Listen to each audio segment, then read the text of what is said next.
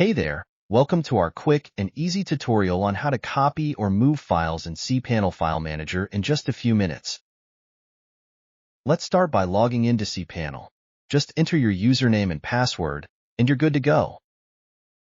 Navigate to Files and click on File Manager. After getting into File Manager, hit on Settings option. Choose Web Root.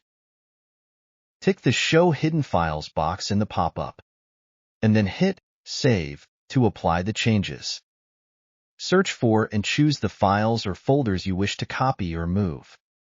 Hold down the Control key to select multiple items individually, or hold down the Shift key to select a group of items at once. Right-click on the selected items, then choose either Move or Copy from the menu. You'll see a pop-up window. Simply enter the location where you want to copy the file in the box. You can leave it as /public_HTML and type / followed by your folder name if you want to copy the file to a specific directory within public_HTML. Next, click on Copy Files or Move Files to transfer them to the destination you specified. And that's all it takes.